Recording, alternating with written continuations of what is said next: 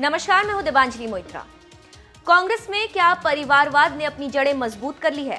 क्या कांग्रेस के लिए परिवार ही समाज है? और उसी धारणा की बदौलत बीजेपी, पीएम मोदी, अमित शाह और उनकी टीम को कांग्रेस आलाकमान से लेकर कार्यकर्ता चुनौती देंगे? ये सवाल पूछना जरूरी है और उनको जवाब भी देना चाहिए। आजादी के बाद से अब तक माना जाता है कि नेहरू परिवार, जो आगे चलकर गांधी परिवार में तब्दील हो गया, तब सरकार से लेकर पार्टी में इन्हीं की तूती बोलती थी।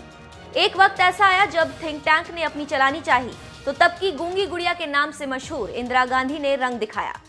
अनुभव से सजी कांग्रेस पार्टी को तोड़कर अलग करके कांग्रेस आई बनाई और फिर उसी इंदिरा की कांग्रेस में संजय, राजीव, सोनिया से अब नए नवेले अध्यक्ष राहुल गांधी अपने परिवार की ताकत को देश के सामने रख रहे हैं। सही तौर पर देखें तो अब स्थितियां उससे भी ज्यादा बदल चुकी हैं। पार्टी जो एक परिवार के लिए संपत्ति बनी थी, वो अब एक ही परिवार के एकाधिकार स्वामित्व के तौर पर काम कर रही है और उसे कार्यकर्ताओं ने भी स्वीकार कर लिया। शायद कांग्रेस अध्यक्ष राहुल गांधी ने इसी से प्रेरित होकर अपनी बहन प्रियंका गांधी को कांग्रेस महासचिव बनाया, पूर्वी यूपी की कमान सौंपी। रॉबर्ट वाड्रा को राजनीति में लाने की पुरजोर कोशिश कांग्रेस में अपनी पैठ बना चुके परिवारवाद की अगली कड़ी है। पहले मुरादाबाद और अब गाजियाबाद की यूथ कांग्रेस ने रॉबर्ट वाड्रा से राजनीति में आने की गुजारिश की है।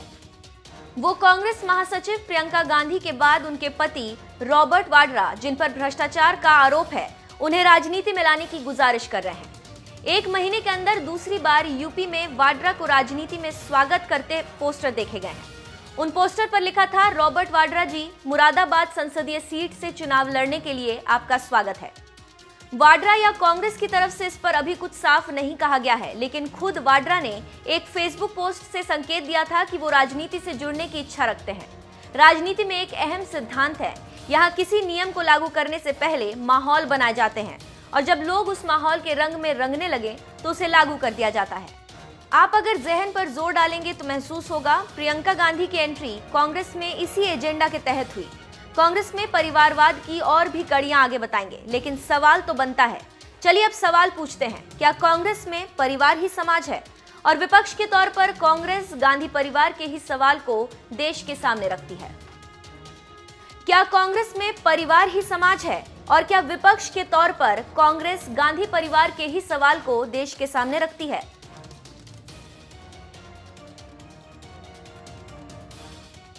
अगर आप इतना लोकतंत्र का सम्मान करते हैं, एक छोटा काम कर दीजिए। बताऊं? बताऊं? बताऊं? ये कांग्रेस वालों को सुनाऊं? सुनाऊं? आपकी अनुमति हो तो सुना दूं। अगर आपके उसूलों के कारण, आपके लोकतंत्र के प्रति श्रद्धा के कारण, संविधान में आपकी भूमिका के कारण अगर आप दावा करते हैं कि पंडित नेहरू के कारण अगर मोदी देश का प्रधानमंत्री बन गया, एक चाय वाला प्रधानमंत्री बन गया, अरे देश छोड़ो, एक बार, बहुत बार नहीं, एक बार कम से कम 5 साल के लिए आपके परिवार के बाहर का कोई अच्छे कांग्रेसी को कांग्रेस पार्टी का अध्यक्ष बना दो, मैं मान लूंगा।